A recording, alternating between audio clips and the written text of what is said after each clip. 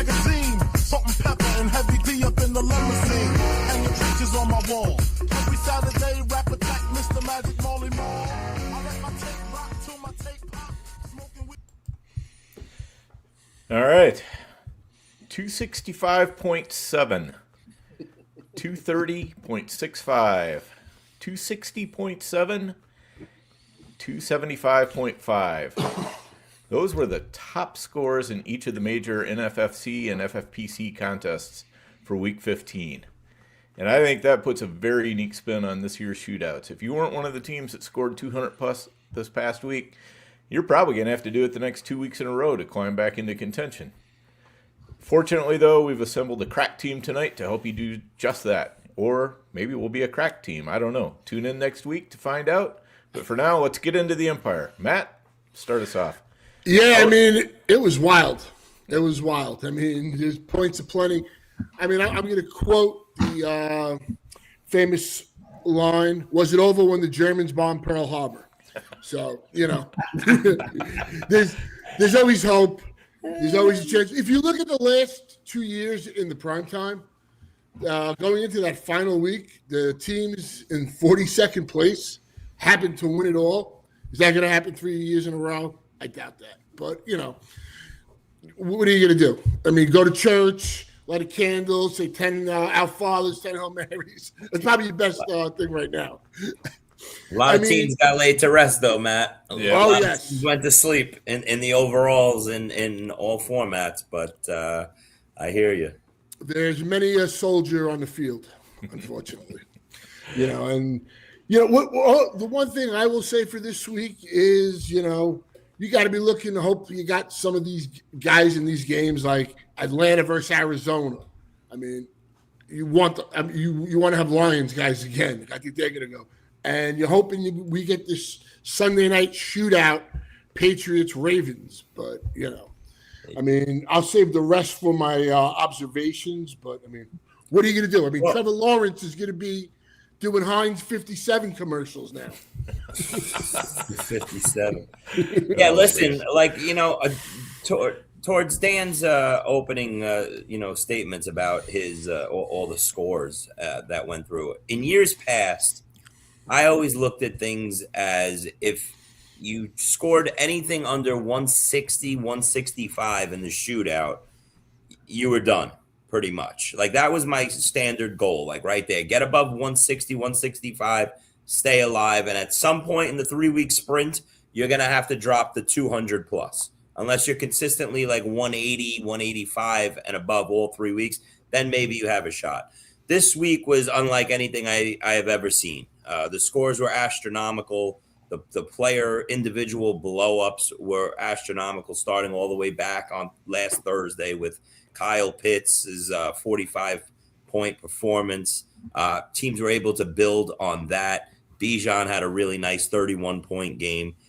Nelson, I know you could touch on this. I think you told me the FFPC, the top 100 scorers in the overall were all over 200 points, which is absolutely mind-boggling.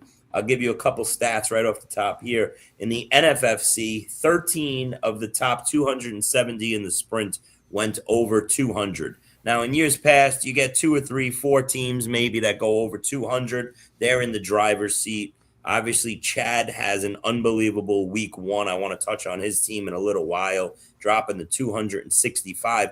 But it's the players that made up the combination of all these crazy scores that we saw and who bailed out, the players that no-showed in the first week of the playoffs. So besides the 13 in the online championship, out of 883 teams, 38 teams went over 200. In the Silver Bullet, oddly enough, only 2 of 68 teams went over 200, which I thought was very odd that in an overall contest, being 68 people, just 2 people. So those are the stats.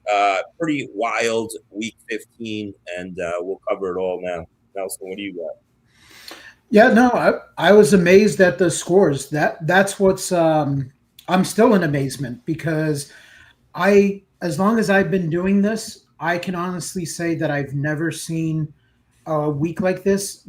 Never mind in the shootout, like any week during the season, where we saw these kind of teams, like these kind of scores.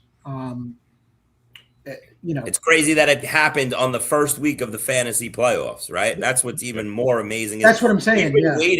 We've been waiting for all season for this crazy scores, and we haven't seen it. There's been so many dud weeks across the board, and then to get it in week 15 and just the effect it has on teams that were really solid going all year long, that came into the shootout with those players that got you there. Those were the ones that took the week 15 off pretty much. And these players, Trevor Lawrence, Kyle Pitts, Trevion Henderson, guys like this, the Jag stack that's on our cover photo. Those were the winning combinations. Yeah, without a doubt. And I think the main thing, if you're not one of the lucky ones who's sitting up top, I think the thing you've got to hope is that this next week is completely different as far as which players are going off, so that you need to hope that the players who really went off in the first week are the ones who really struggle in week 2 or week 3, just so other people can climb back in. All right, but what my point is this, back to the other thing, in years past, you needed to drop the 165 to stay around. This year, because of the scoring, if you're under 190, I think, you could pretty much say good night, in my opinion. I don't know. There was just too many players that went above 200. Maybe I'm dramatizing it a little bit. I guess if you're in the 180s, you could come right back with a 225 in week 2. But, you dropped the 160 this past week. You got you're 80, 90 points out of the top tier of, the top 5, top 10 in the NFFC at least. Nelson, if you dropped a 160, I'm sure you had teams in the FFPC that dropped a 160. Matt, same thing. If you were in the 150 to 175 range, what are you, 100 out? Yeah, no, I'm Chris. Over 100 more. Yeah. I mean, I had like 169, and I'm like, and the team that I have that has like 203 points is, I think, 107th. I think Vlad Sedler is 12th with like 231. So, I mean, I got a chance to, a good week, you can move, but it's tough. Like the team at 170, 169 really needs to crush it, and people need to fall back. And like you said, I think there's too many people. So you dropped a 203, and now let me ask you guys, how many in the overall in the contest? I gave you guys the NFFC numbers. How many teams are in the overall for the million in the FFPC? Oh, in the FFPC there are, I think it's 882 for the main event. 882 in the main event, and 3,641 in the gorilla. Mm-hmm. All right, so the 100 teams, is that in the gorilla, or yeah, that's the gorilla. All right, how many teams went over 200 in the $1 million shootout? They're both $1 million. All right, well, you know what I mean. They're main event. How many? So I'm looking at it right now. I'm just trying to see if it was equivalent to the NFFC with the 13. Well, we wouldn't be able to. To your point, Chris, you were talking about some years, you get somewhere in the 180s 3 times in a row, and, maybe you're in it. This year, definitely not. I mean, I think this year, with the way things started off, at some point you got to pop a week of, at least 220. To even be able to think about being in the running. So Chris, there's about like 30 teams that didn't go over 200, but they're basically all 180 plus. In their equivalent of the main event. In the main event, yeah. Yeah. And what jacked up those scores, obviously, is McBride and Pitts putting up 2. Which I'm sure the nuts this past week was all the teams that had both. If you had both, you're scoring. That's 100 points right there. That's 100 right there. Yeah, and you mix in a little Colby Parkinson if you decided to take a chance, and there you go, you're off and running. But Nonetheless, the numbers were astronomical. You had to adjust. Like Nelson said, this is a year like no other. The week 15, the baseline used to be 160, 165. This year, you're looking at 190 now to be around. So it's demoralizing. But what I will say is that when you look up the makeup of some of these teams that had these big scores, yeah, I would venture to guess that some of them are going to be coming back to the pack and not scoring as well. So, it's demoralizing. But I think if you put up a competitive score, FFPC, just because of the tight end premium and the astronomical scores there, like NFFC had huge scores, but in FFPC, I do think that you need it to be in the like 170, 180 range to even think that you have a shot the final 2 weeks. Because there's just too many teams that even if I think they're going to come back to the pack, they just put up such a crooked number that they've got a pretty good cushion. In the NFC, I think the other way around. And I like what you said there because it's true when you think about it. I was thinking about the teams like, I want to dissect Chad's team a little bit. That's up top of the prime. He dropped 265 points. Now, I'm sure, Nelson, you talk to Chad all the time. Chad obviously is a legend and a great player, but I'm sure he'll be the first to tell you that this team of his that scored 265 points probably took him completely off guard, and he never saw it coming. And it's probably not even one of his better teams coming into the overall. No. Like, for him to send out a lineup of Trevor Lawrence, okay, Javonte Williams and Kenny Gainwell as his top two running backs, which hey, easy with the Javonte. Yeah. Yeah, I know. You better be easy with the Gainwell slander too. He's a legit top 10 option all year. But shout out to Javonte, by the way, for sticking it out, getting you guys an extra like 6 or 7 points the second half. After he got banged up on the touchdown miracle run that he stole from Dak over there. But, he's got some really great pieces. Obviously, he hit the nuts, the trifecta with the Trevor Lawrence, Kyle Pitts, Amon-Ra. So you get 57 points, 45 points, and 42 points. You hit the trifecta. He had all his players go double digits. Cortland Sutton had a great game. JSN, he's got to be thrilled with, had just an average to below average game, and he's in his starting lineup. So my point to this is, Nelson, like you just was saying, all the teams that scored crazy amount of points, you could see them coming back to earth in week 2 because they all have outs, right? Trevor Lawrence has to go into Denver, okay? So he can lay an egg. All the people that are up top use Trevor Lawrence. Kyle Pitts, he's obviously not going to put another game up like that, 45 points. But what happens now? We're expecting Drake London back here in week 2. So if London comes back, Pitts can easily drop a 3 for 22 in this week. Amon-Ra, I think, is going to crush all fantasy playoff too. But, there's outs for all the Kyle Pitts and Trevor Lawrence owners that's sitting at the top of the standings. No, he's got some players, but so for me, I look at Javonte as like he's been a legit option all year long. Gainwell's the guy that kind of we've seen it, like he's flashed, he's had some good weeks, and then you don't know what you're going to get sometimes, right? Yeah. So that's the one that's like questionable, where you're like, okay, next week I could see Gainwell putting up like 5 points, right? Yeah. The receivers are fine, but like, Fannin in your flex, he doesn't really have he doesn't have an option on the bench. He doesn't have a bench. It's crazy. I was looking at the team, Nelson. Yeah. He really has nothing unless he's going to try. What's not a bad move for him? And I don't know if I could speak. Well, I'll just speak of this. Montgomery this upcoming week, he might take off the bench and bring him in versus Pittsburgh at home. Mm-hmm. That Lions offense is rocking. It's such a huge game for them. And the Steelers can't stop the run, man. I'm shocked that Achane didn't go for 200 last night. They could have if they had the ball more. But Montgomery, I could see him dropping like a 90 rushing yards and a touchdown. He's like the only option that he can bring off his bench into this team. So I'm sure he's absolutely thrilled with a 265, and he's got a nice cushion for this going into week 16. But I'm sure he doesn't feel like he's got a powerhouse team.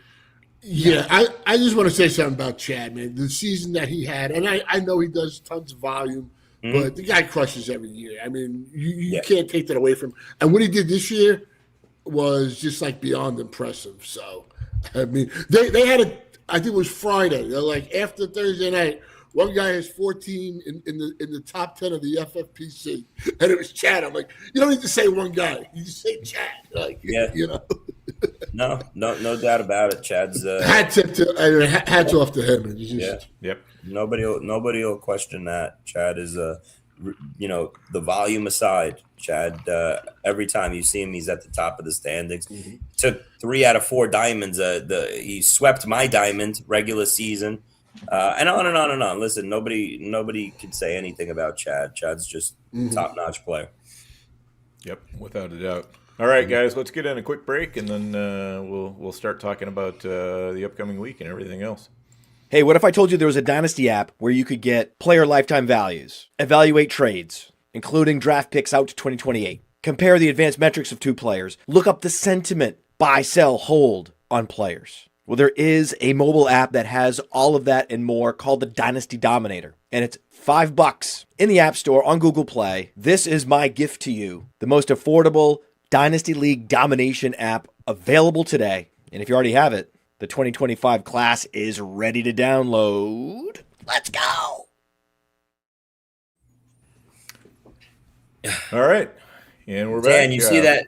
Dan, that there's a comment. 9 p.m. is a good time for Vaccaro. He's less of it. Yeah, I threw it up there already. Yeah, love that one. We moved it to awesome. prime time. It's a night. The night session here. That's right.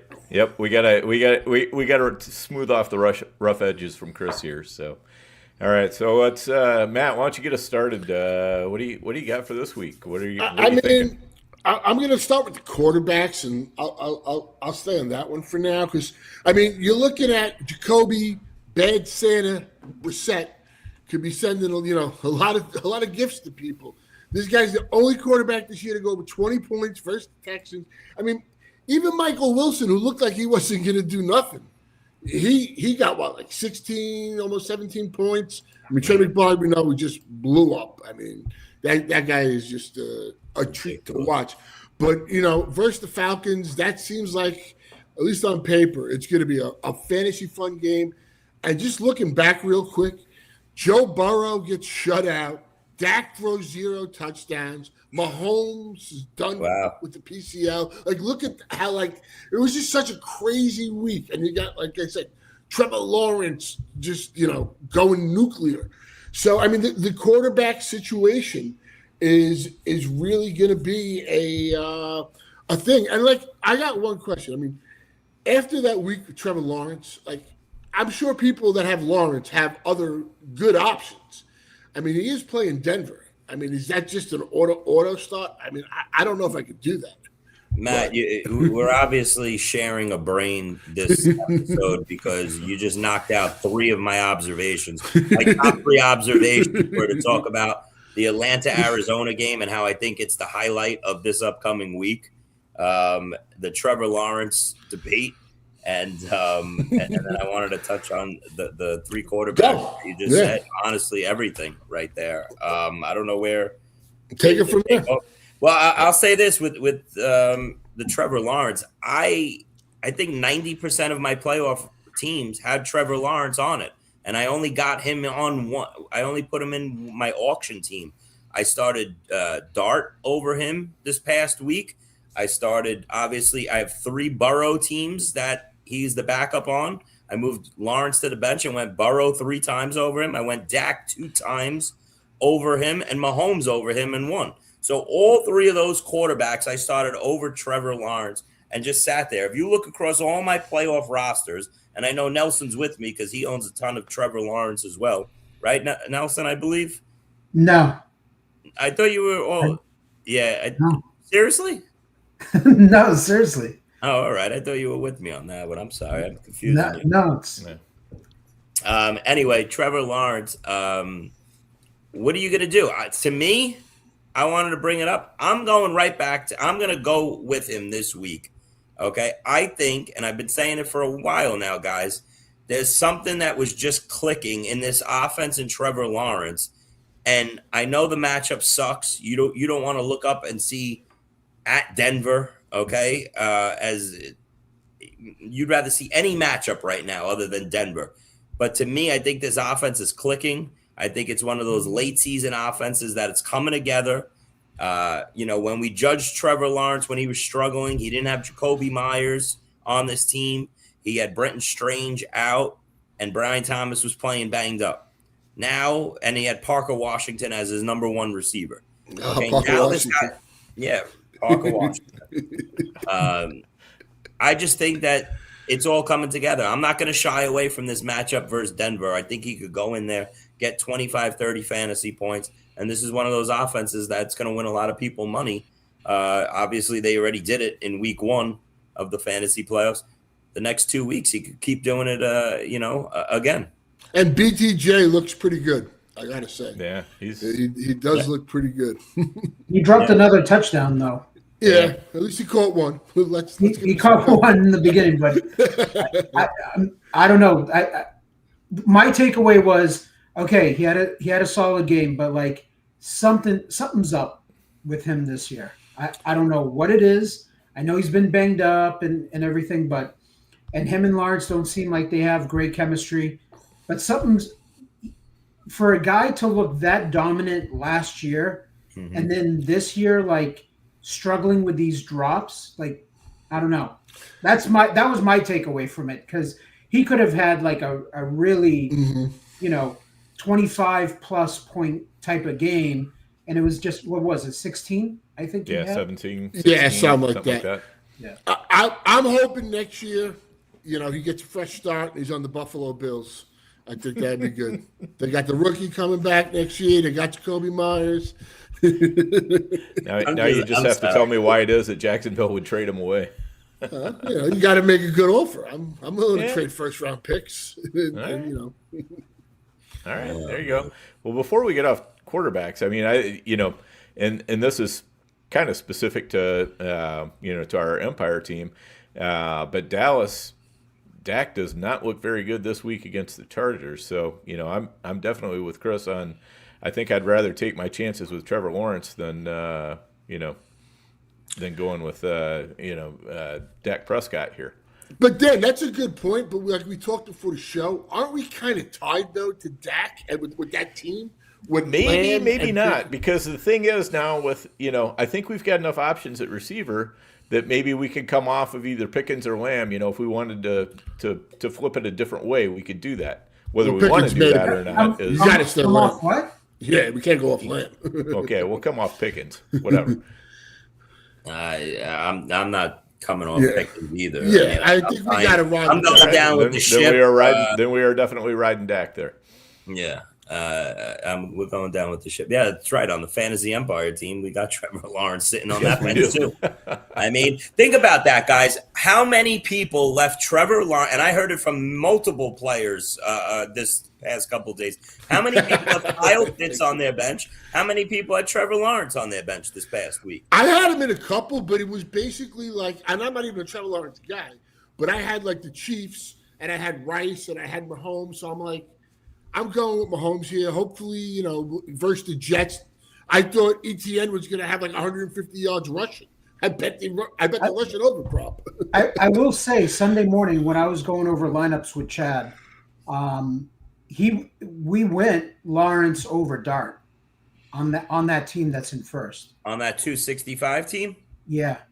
Wow. Well, yeah. I mean, listen, I had it in the New York Super, and I went back and forth. And unfortunately, what happens with players like us is you start looking at your portfolio, and you're like, you know what? I want to get my Jackson Dart, share in on this league and everything. And I just wish I spread out Trevor Lawrence a little more.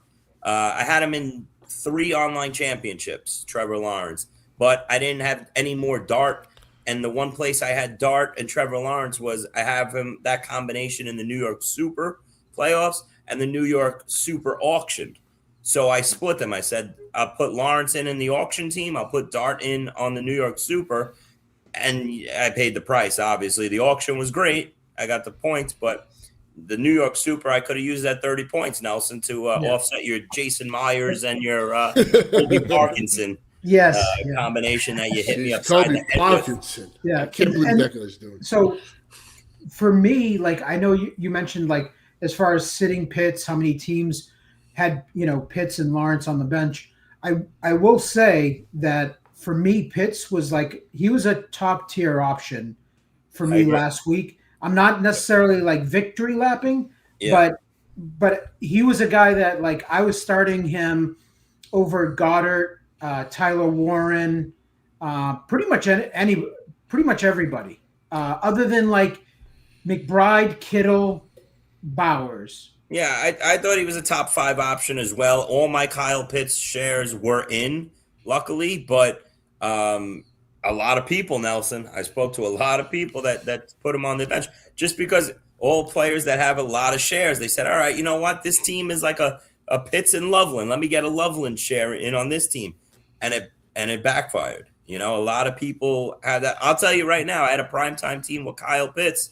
And I had a lot of Kyle Pitts, and I had Kincaid, and I put Kincaid in on Thursday morning, and I took him back out. I said, you know what? Why am I playing a part-time tight end instead of Kyle Pitts, who's going to be the main guy in the offense? Luckily, or else I wouldn't have slept all week long. This is going to be a shameless plug for me, but those guys need to subscribe to FTN, because in the Discord chat, when I got those calls, like, Pitts and Loveland weren't even close. Yeah.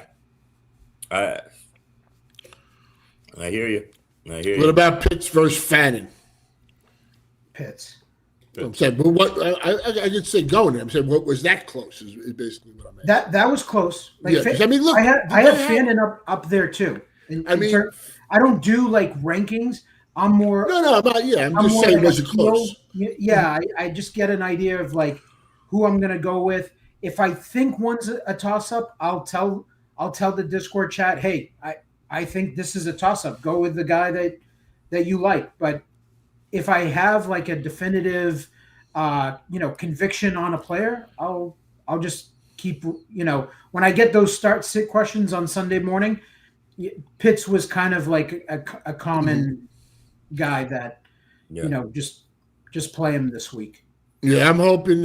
I hope my Bills win, but Fanning got 14 now this targets. week, Matt. That's what I was going to say. What about this week? If London is back this week, yes. Now that changes things, because, and that's what I mean by, if you didn't have Pitts, or let's say you had McBride, but not the combination of Pitts, right? Like FFPC, for example.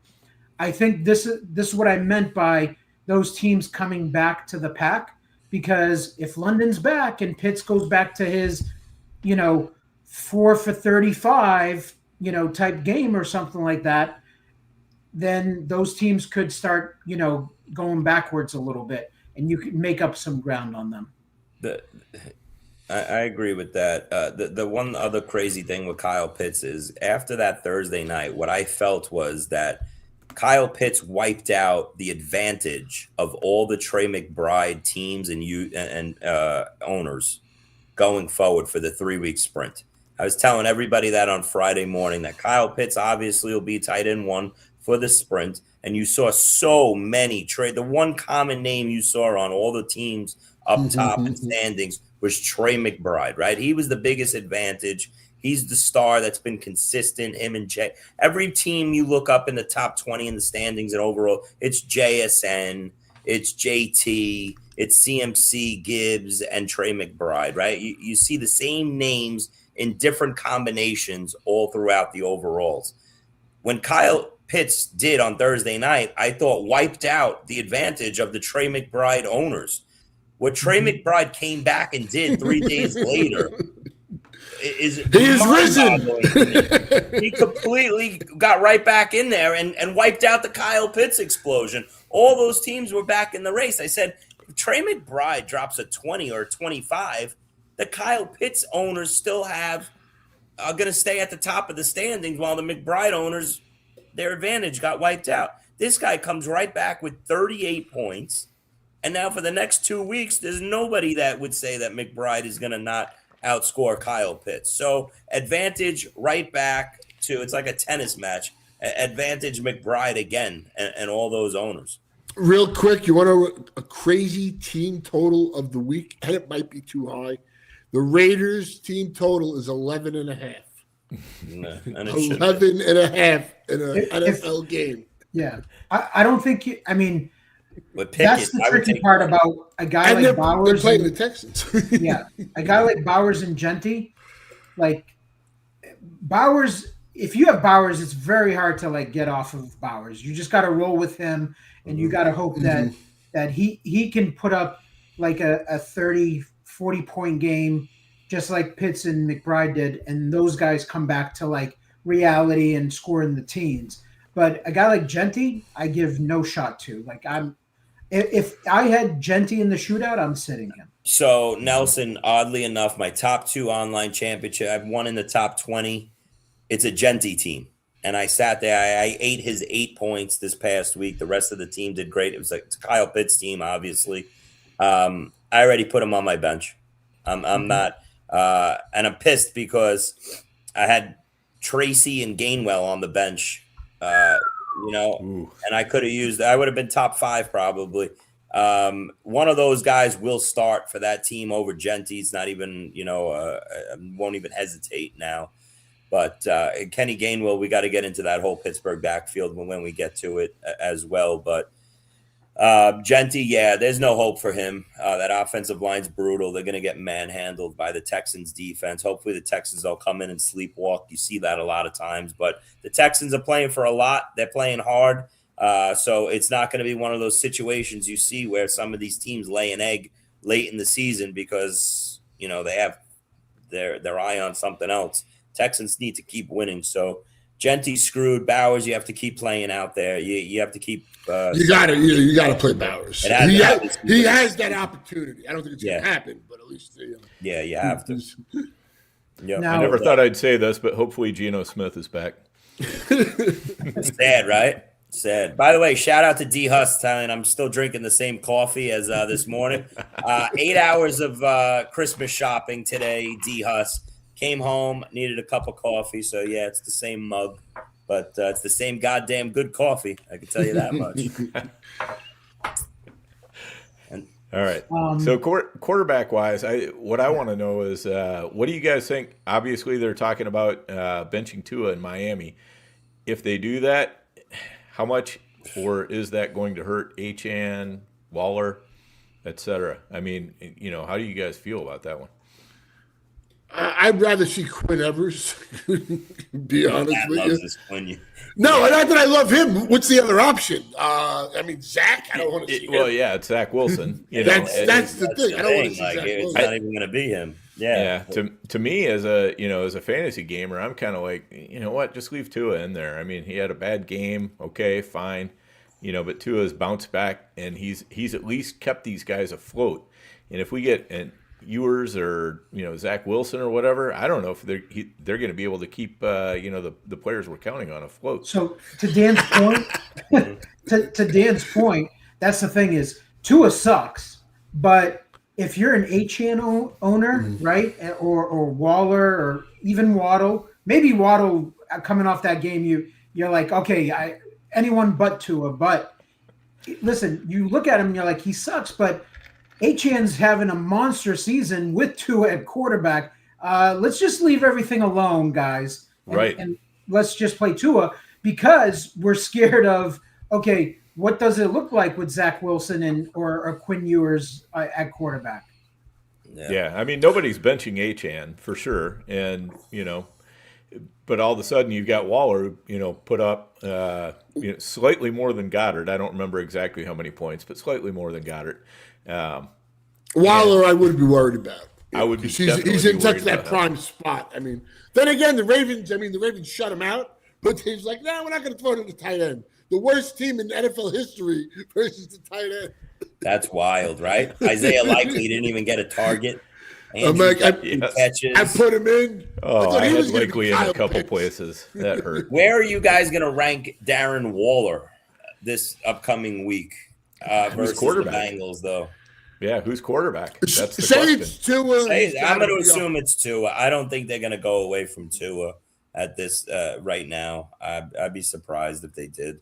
You can't take Tua out in the cold 10-degree weather. You knew that was just going to be a disaster waiting to happen, but this game sets up nicely. I don't know what's Joe going on, and we'll touch Billy and Spiteri and all you guys want me to go off on Burrow. We waited. This guy buried us 2 times in 1 year. He went down. He got hurt. He killed all our teams. We bought him back. We thought he was Jesus resurrected our fantasy teams into the playoffs, going to win us all this money. And then he comes out and shits the bed like you've never seen before. 7 fantasy points, absolutely torpedoes our teams.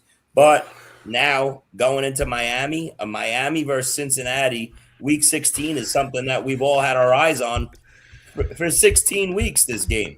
Don't knock the ramen. He's a top 8 option for me. Hey, Spiteri's a legend. Spiteri, throw a hot dog in there. It's better. Come on. Yeah. You know how to do this. I got to say, I had an OC team without the quarterback that scored like 150 points, and I had 3 options. I had Burrow, Hurts, and Trevor Lawrence. And I was like, I went Burrow. I mean, all these games versus the Ravens have gone over. Like, how could you have not started Burrow? Yeah, that's what I'm saying. And he got me 7 points. That team could have had it, Nelson, did you sit Burrow? I mean, I'll just say this. I have one team I sat Burrow, and it's a Dak and Burrow prime time. And it wasn't like Dak did me any favors either or made me look smart. I think the close calls for me with Burrow was like Drake versus Burrow, and I went Drake May. Okay. And then... And Drake May didn't put up great numbers either. I mean, that second half, they got shut down. I mean, how about my Bills, buddy? That was a great effing game. That was amazing. Other than that, I played Burrow. But I didn't really have I didn't have great options. Yeah. Yeah. I think we should answer this question because I mean, I still think he is because of the role he plays. I mean, is Rashee Rice still playable? Yeah, I think Mitchell's a gunslinger. He's going to catch a ton of balls. I'm fine with it, to be honest with you. I don't know if this is surprising to you guys, but I don't think the offense, unless they're done and they're toast because they know they're eliminated. But I still think if they're playing, I think Minshew can move the ball. So that's the big caveat to me, Nelson, because think about this. You got a team that's all veterans, right? They just came off 20 straight years being in the playoffs. All these guys, year after year, they're all about going for the Super Bowl. They just lost their leader. How does a team, you see this all the time, how does this team go into Tennessee and get up for this game and not lay a complete egg? Vegas let me stop you right there, Chris. Yeah. Think about the offense, though. I mean, most of these guys are actually pretty young. I think they should still be hungry. Rashee Rice missed half a season. Gardner Minshew's playing for a contract, so he's going to be slinging. Gardner Minshew, it's Gardner Minshew. It's going to be his time to shine. He'll be out there slinging it. But you think Travis Kelce's up for this game? I hope not. Yeah, I don't know. I mean, I think Minshew is going to throw. They're eliminated. Mahomes is done. You think they're up to go into Tennessee knowing their season's already over? Let's spread it out and go crazy. No, they're going to walk in there like mummies on Sunday. Nah. And, are you trying to say this is the Brashad Smith game that we've all been waiting for? They should start. They really should. Start him. Vegas is telling you. They're 3-point favorites in Tennessee. It went from 10 to 3. The game is going to be a 17-14, 2017 garbage fest, in my opinion. I can't see any of these Kansas City players. Here's why I like Rice and actually the passing game. Like you said, Minshew. The Titans have actually been really good versus the run. As long as Simmons is in there, they've been stout against the run. They're not a good team. They're going to give up points, but against the run, they've played surprisingly well of late since he's come back. And how about your boy Tony Pollard? Baby. I have a lot of Rashee Rice, so this is, I guess, going to come off as a biased opinion. But if you have Rice, you're playing him. Like, Sure. I'm not sitting. I'm not even coming close to sitting him on any of my teams. I think he's getting double-digit catches. No, I'm not saying to sit him at all. And I see it. I could see it going your way actually with Minshew slinging it. If there's going to be anybody that comes out of this game with a decent stat line, I think it'll be Rashee Rice. But as a team in whole, that offensive line, isn't he kind of playing to be the Chiefs quarterback for next year? I'm assuming he's got a 1-year deal, unless he's got. What are you talking about, Minshew? Yeah, I mean, what's his name's going to be out? No, he's not going to be out. When is he coming back? Maybe the first couple weeks. Wasn't it his PCL and something else? It sounds like he's going to. They'll sign him to another 1-year deal to bring him in to hold the fort down. But you think Mahomes is going to be ready for week 1 or early in the season? Like not miss like early in the season? Yeah. I think it's easier for a quarterback to come back from an ACL. I mean, it's not a running back. Quarterbacks come back, from late season ACLs. It's relatively common. I don't think Mahomes is going to be great early in the season. That I'm definitely with you on. I think his running is going to be compromised. But he's still, to my point, he wants to, he could walk in there and possibly be a starter for the first couple of weeks next year, at least that, know. And what if, as I said, it's not just the PCL. Isn't it something else? He had a couple of things. Yeah, the ACL and the I think it was a LCL. Was it? Either way, he already had the surgery. He'll be there in September. He's an animal. He'll what do you call it? He'll be there. If anything, it's for me. The Kansas City offense. I'm not playing any running backs. Kelsey is questionable depending on like who you have for a tight end option. I could see where you sit Kelsey if depending on who the tight end is that you have on the bench. But as far as like Rice, he's locked in. Worthy hasn't done anything all year. So like he was already not like a very exciting option, but maybe Minshew gravitates to him. I don't know. And if probably Tyquan Thornton, ladder that guy this week. So that's kind of how I look at the offense going into Tennessee. I don't play any of the running backs, but I still play the receiving game. And then if you backed up, listen, you're probably not in contention, right? If you started Mahomes last week, but if you backed up Mahomes with Minshew, I don't think that's that bad of an option. And how about that, Nelson? Minshew. Right? We talked about that on the show 2 weeks ago when we were setting up our playoff rosters. We said every year some quarterback, if you got these big guys, put the $1 bid on the Minshews, the Trubisky's, and now here you are. And I hate to bring it up because I love the guy, but Mike Edelman. He went into the online championship as the number 1 overall team. He had the number 1 overall team for months now. He went in, and in week 14, he lost Daniel Jones, his backup quarterback, right? Couldn't obviously replace him. So he just had Mahomes. And now what happens? Week 15, he loses Mahomes. So all year long, he goes in, and in 1 week's time, he loses his starting quarterback, his backup quarterback. It's what I was saying, that it was just hard for a lot of teams to add that extra quarterback because as we were setting up our playoff teams, who was hurt, who was bad, we needed the roster spot. But if you had the extra dollar, at least you had a quarterback this upcoming week. That's some jumping out of the window shit for me. Yeah, like it's terrible. It sucks, I'm guilty of it too. I didn't take my own advice in some leagues, and now I lost Mahomes, and I'm, the 3 teams that I have Mahomes in the playoffs, I have Trevor Lawrence there. But if Trevor Lawrence gets hurt in week 16 here, I got no quarterback. I should have put a $1 Minshew in there. So, I mean, it happens every year, and I'm sure someone else will go down this upcoming week. It was a crazy week for injuries. That's what we didn't touch on that at the top of the show. As wild as the scores were, we lost the two faces of the NFL, and not on fantasy wise, but think about that. The face of the NFL on the offensive side of the ball, Patrick Mahomes. The face of the NFL on the defensive side of the ball, Micah Parsons. We lose him to an ACL. It was crazy. Players getting hurt, superstars going down. Absolutely wild.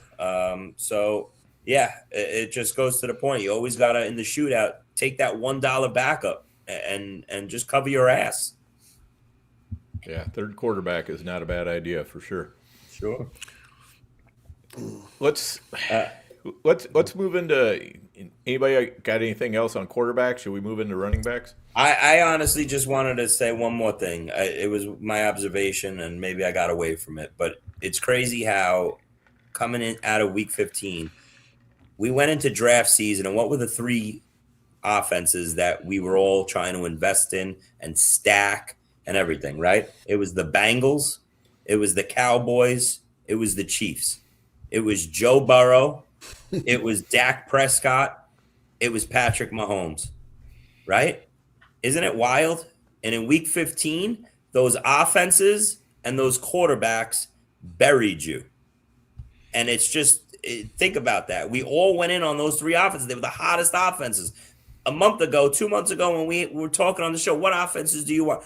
We see Dallas winning everybody the money. We see Mahomes in the offense, now that it came together, blowing up and winning everybody money. And then everybody, once Burrow came back 2 weeks ago, we were like, oh my God, the Burrow-Chase-Higgins combination, they're going to kill it. Now let's take it a step further. Who carried you into the playoffs? CMC, Jonathan Taylor, Jahmyr Gibbs. All three of them had off weeks. Three of their worst weeks together. All three of them. So it's just wild. The stacks bombed on you. The superstar running backs bombed on you. And that's Monday night. Yeah, the dog is crying too. and Monday night you get CMC versus JT. Yeah, that is pretty cool. Thursday night's going to be pretty wild because I don't see how Devontae Adams is playing this week. He's not the playing. next month. He's not playing. He's not playing the rest of the year. Yeah, You won't see him for weeks. Yep. Probably, like Nelson said, till the playoffs.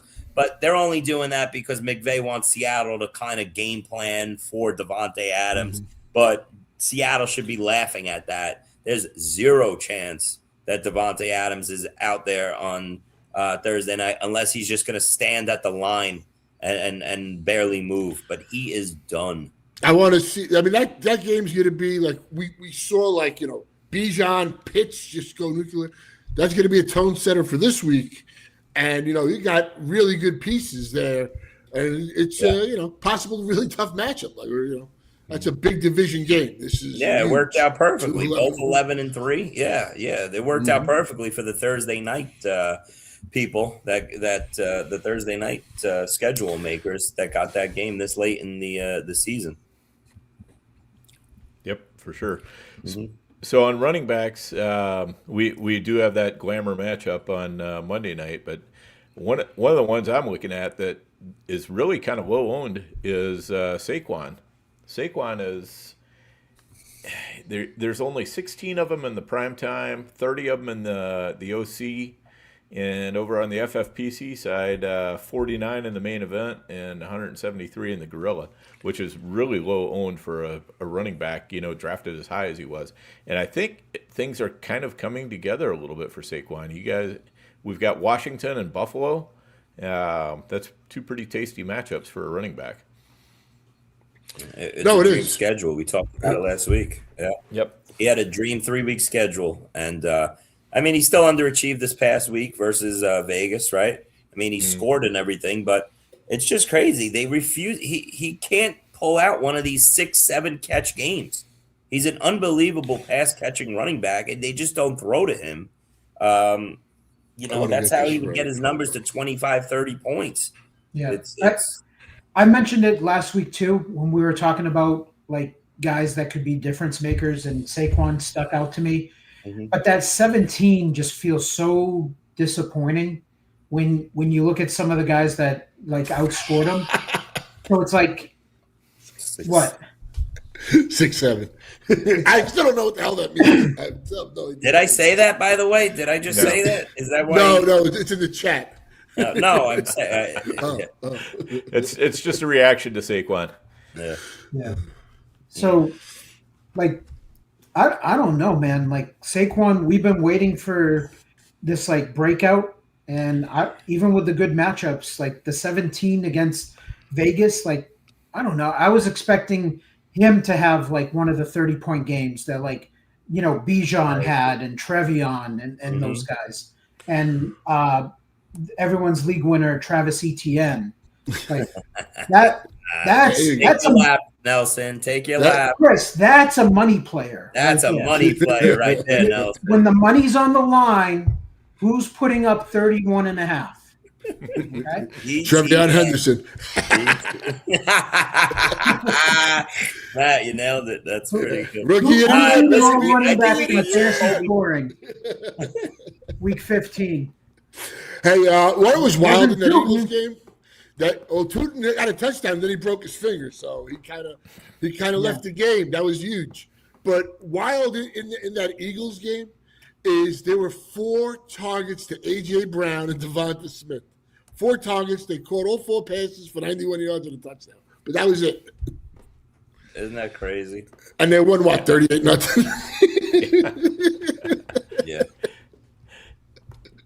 Well, as we mentioned earlier, that was the problem. Is all the starters got rested by the fourth quarter.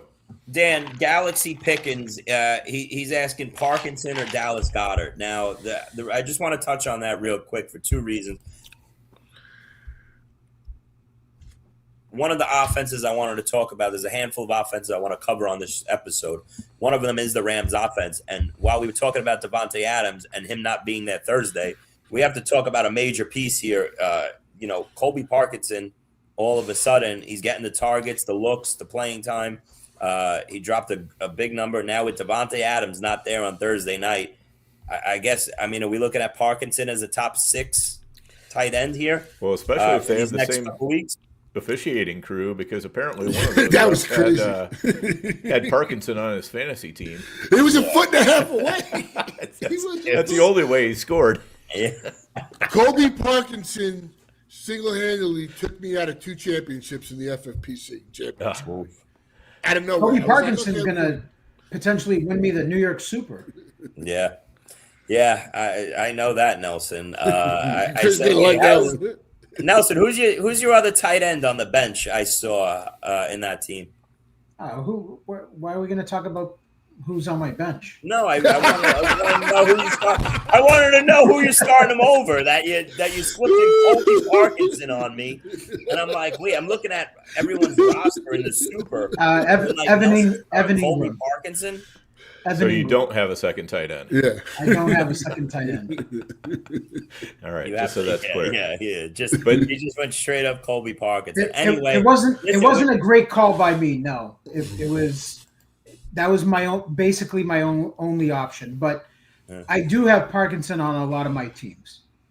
That's a good call. Taking him into the playoffs, it's one of those players that's going to, I think really be a difference maker here, especially over the next couple of weeks. Obviously, you didn't know that Davante Adams was going to go down, but he dropped 25 points already, and I think he's a top 6 tight end. Now, our listener goes, what'd you say, Nelson? With no Adams, especially. Yeah, with no Adams, exactly. He becomes. But Dallas Goedert is red hot now as well here. So I think there's tight ends. We talked about Darren Waller. We talked about Dallas Goedert is, 2 big games in a row now. I'd expect Dallas Goedert to have like an off game. I don't see him being able to. I think it's Devonta week. Matt, I kept my mouth shut last week, and I really thought that it was going to be a Devonta week this week because it's been A.J. Brown for a month straight, and Devonta's kind of been taken off. And then Devonta caught the 50-yarder early in like the first quarter, and I said, here we go. I'm going to get my 7 for 160 and 2 touchdown Devonta game. I can only hope that I'm 1 week off and he gets it. But well, a matchup-wise with Dan Quinn, we're now calling the defense. They play a lot of too high, and that's perfect for Devonta. So I think it's a Devonta game. All right, we'll see. I would go to Parkinson answer- over Goddard. That's my answer to Galaxy pick. Yeah, so I'm going Parkinson over Goddard. Right. Now, what about Waller compared to Parkinson and Goddard? I got it. I'm gonna go Waller. I got it. I gotta go with this thing. As long as Tua is starting, yeah, Waller. Well, No. Thursday I'm night, playing you know, Parkinson over Waller. Parkinson over Waller. I'm Okay. playing Parkinson over Waller, but I'm going Waller over Goddard. I'm going Waller just because I mean it's tricky because you saw a couple of weeks ago where they went to Dulcich, but this Bengals versus the tight end is like historic. This is like probably one of the worst teams ever versus the tight end. So Yeah, if you could play the tight end who plays against the Bengals every week, you would basically have Trey McBride or something like that. That's how bad it is. But yeah, Matt, But it is hard not to play you and it. I both definitely need to be on the Waller side here since we stumped for him so hard. Poor Nelson, you got dragged into the drama. Who's next? What do we got here, boys? I mean, basically, it's kind of weird. If we just look at wide receiver real quick, I don't know if we'll go into that yet. That's what I'm assuming. Yeah, No, go we're ahead. still talking about running backs, Matt. But you know, the three guys that probably could win it for you, like the three guys you really want to have outside of JSN, he drafted ended second, early third. But those 3 first-rounders that were clumped together, Puka, Amon-Ra, and Nico, Yeah. right there. I mean, those are, you know. I mean, Anybody have a dark horse league winning overall wide receiver? Because I do. I want to see if anybody has one off the top of their head that they love. Obviously, those are big names. The JSNs, Amon Raz, Nico Collins. You're going to have to love all 3 of them again this upcoming week. They're probably the top 3 guys on the board. But does anybody see one guy? Okay, Spiteri has Jamison Williams. He's obsessed. He's got his poster on the wall in his room. J-Mo's been sick for the last 6 J-Mo's weeks. been great. The You know, he Lions had that offense is going to 1-0. win a lot. The Lions offense is going to win people. I think they're putting like on the money 50 up now. against Steelers. Yeah. But They're in what the about- dream I mean, spot. How about this? How about Michael Wilson? You got to keep riding him, right? Look what he did. He got 16, 17 points versus the Texans. Yeah, but and that's now- pretty. I think I know who Chris is going to say, but I got let's see. 3 receivers for you guys. I'm going to name one of them. Go ahead, Nelson. Okay. I'm going to definitely. Mike You're going to name Evans. one of them. Go ahead. Mike Evans, Okay. A.D. Mitchell, Ooh. Troy Franklin. Wow. Okay, so you didn't name the one that I'm talking about, but okay. That's All right. So Okay. who is it? My guy is Jawan Jennings. Yeah, I like in that. San I like that. Francisco. But Pearsall's not going to play, I don't think, this week. Okay. Jennings these next 2 weeks and Kittle in this San Francisco offense with Purdy looking as good net. Purdy's looking like he's healthy again. This San Francisco offense gets the Colts indoors. They get the Bears in championship week. Jennings and Kittle are going to put up some numbers here these next 2 weeks. Yeah, I'm hoping Brock Purdy can continue this hot streak, or as he's affectionately known in my text thread with Jenstat and Jason Anthony, BCB, Big Cock Brock. they're both San Francisco. Thank you for a sneak peek inside the group chat. That's when you hang out with San Francisco 49er fans. Yeah. Oh man. Anybody? Dan, who's your receiver? Who you got? I'm on the Mike Evans train as well because I think their backs are against the wall and they got to get that offense going. So I think Evans is sitting in a really, really good spot. Carolina can be had through the air. Miami can be had through the air. So I feel pretty good about Evans. Did everybody start Evans in that game last Thursday night? Everybody's Evans shares. Did anybody leave him on the bench, or did everybody put him in and go with him? Left him on the bench and started him. You split it as well, Nelson? It just depended on the lineup call, yeah. So I did the same thing. I split it up a little bit, but my biggest thing was with Mike Evans was looking ahead to the possibility of T. Higgins playing on Sunday. I had him in 2 places. And then I sat Evans thinking that T. Higgins was looking like he was a go, and that he was trending upwards to play on Sunday, and then didn't get any T. Higgins. Not only no T. Higgins on Sunday, but how about the Roma Dunze sit, and how much that probably affected some players? That news broke 10-1, 5-1, that he was going to be inactive after re-injuring himself in pregame warmups.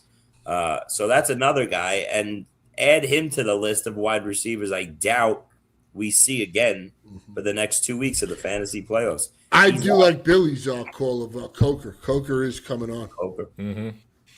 He is coming on. You guys have to be disappointed with Tet McMillan, no? Yeah. I mean, I'm disappointed with him, but I mean, the guy's. It's not his fault. I mean, I'm looking at that where he's just a phenomenal player. He's got a terrible quarterback. Yeah. And they want to run the ball so much because the quarterback's not that good. No, listen, he's got the ball out to Coker a couple weeks in a row now. That's Yeah, why he's throwing in the slot and stuff, which I get, which he's got to do. But I think Tet, if he had a good quarterback, would have had a phenomenal season. Because I mean the routes, the catches he makes, even some of them, half of them are out of bounds, but Well, they both have a good matchup because this Tampa secondary is trash, and they got eaten alive. I didn't get – first off, I thought Tampa would be blitzing all game. And then that last drive, they pressured him the first 2 downs. It's 3rd and 28, and they don't pressure him those 2 downs. That was amazing. I mean, I don't blame Mike Evans for being pissed. Yeah. And walk it off. Yeah, no, they definitely – Nelson, I agree with the 2 guys Nelson said. I'm hoping it's Adonai. Franklin, I agree if Pat Bryant doesn't come back. I don't know how. Bryant's got to be out. Yeah. Because that Franklin totally opened him back up. Didn't get that many routes, though, this week, right? I mean, he caught 6 for 6, so he did all the damage he could with the targets he got.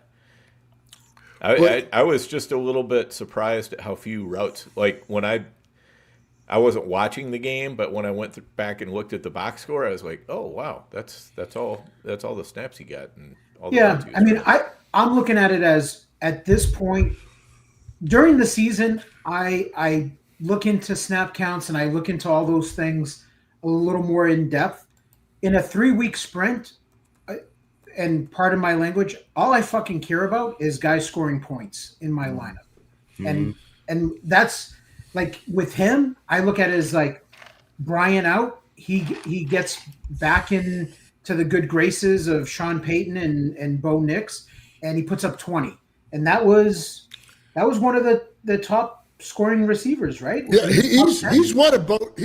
He's Bo Nix's boy, and they do go to him even on 2-point conversions. That's all I'm saying is like Mitchell and Franklin. Even if it's not pretty and it doesn't look great, as long as they're putting up points, and both did in week 15. So that's why I look at it as like, okay, can they keep this up for like 2 more weeks and put up scores? Franklin has that skill set. Mitchell has that skill set. Like he'll drop a couple of passes, but they have that home run potential to score touchdowns. I think it's safe to say that Garrett Wilson won't be there either for the Jets now. That was a pipe dream, I guess. Felt like a good move to make, getting Garrett Wilson off the waivers, everybody that did it, including me, obviously, the 2 weeks ago. But now that they're as bad as they are, I don't think Garrett Wilson comes back. This team wants a higher draft pick. Craziest wide receiver stat, I was looking at this last night, is Justin Jefferson has 1.6 points more than Keenan Allen on the season. That's wild. That is wild. That is wild. But speaking of Jefferson, I think especially with the way the first week of the shootout went, I think you got to almost double down on Jefferson at this point. I don't think it matters, Dan, because like I said last week, if you're in contention, I think it does. But if you're talking like a home league where you're back, you made it to the second round of the playoffs, but the point that me and Nelson made last week were like, you were thrilled if you got a Justin Jefferson team in the shootout, because now everything, and we saw it in week 15, was it's a fresh slate. Like, nothing matters that happened the first 14 weeks. You show up, all of a sudden Trevor Lawrence is Joe Montana now to fantasy owners. Like, so, like Justin Jefferson shows up week 15 on your fantasy roster in the shootout. You're hoping that he's the one that drops that 30, and now you don't care what happened the first 14 weeks. But he dropped a 4, so now it's over again. Like, those teams are toast. Yeah, I have them on 2 playoff teams, and like whatever. Like, I didn't have like a magical combination where every other player carried my Jefferson team. Those teams are just they're done. They scored but you guys are still playing to get as high as you can with them, right? I mean, you're not just sitting there and going, I'm not even setting a lineup, right? No, well, I'm setting the lineup, but right. What I'm saying is, like, those team, like my Jefferson teams, like, so they're part of a shootout. I think one is I have him in NFFC primetime, and then I got him in a big gorilla at FFPC. Those, like, I'm setting the lineup, but those teams are toast. They're not going to be in the conversation. No, they're not going to be in the conversation for top overall, but are they in the conversation to at least cash? Anything? They scored like a 120. Like, they're toast. Well, I don't know. I look at it as like it was fun to. I look at it as like last week. It was fun having a Jefferson team going into the shootout, low owned. And now it's not fun. Now it's pain. It's pain. That happened. All obviously. Right. I guess I'm just looking at it from a different point of view. I mean, add Lad McConkey to that list. I mean, there was a lot of, like, we talked about Christian Watson. I was scared to death of that matchup. Obviously, he gets hurt, but he goes 5 points. Let's talk about Jahmyr Gibbs. What'd you say? Jahmyr Gibbs. That was a nightmare game. So Chris, you touched on it, right? CMC, Taylor, right? Jonathan Taylor, Jahmyr Gibbs. All these running backs carried you into the playoffs, and Gibbs gets you single digits. Now, watching Monty score that touchdown was so painful. I'm not giving up hope on Gibbs, because he literally. Gibbs is going to go ape shit. Oh, Gibbs he can break the slate and score like 50. How about the stat? Wait, Nelson, how about the Gibbs stat about the last, 6 weeks? Every other week. 0, 3, 0, 3, 0. So now, obviously, the 3 touchdown week is coming this upcoming week again. Say there's a chance. Yeah. I could see Gibbs dropping the 40 this week at all the running backs. No doubt about it. That Pittsburgh run defense is shit. TJ Watt isn't going to be back from a collapsed lung this upcoming week, I doubt. Again, it's going to be a free-for-all. It's just going to be a matter of Lions team turn over. Yeah, the Lions are back at home. How about last year? Did I say this already? Because I had it written down as an last year in week 15, if you remember, the Lions played the Bills in the first week of the fantasy playoffs. And that was the exact game that pretty much went down again as the Rams and Lions this past week. And Amon-Ra went absolutely apeshit for like 40-something points in that game. And history repeated itself this year. In week 15, Amon-Ra came out and killed it. So the Lions are just feeding families year after year in the fantasy playoffs.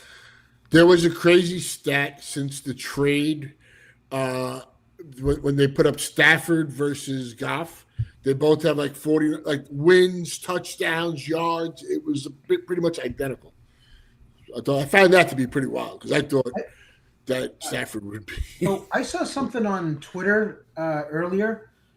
There's a chance that Jalen Hurts doesn't play. Why? What? He's injured. I didn't see that. Hurts is hurt. Yeah, it was from a beat reporter. It was a legit tweet. At least they got a good backup. No, that's wild. That could shake things up. They play Saturday, right? They play Saturday. They have a great matchup with Washington.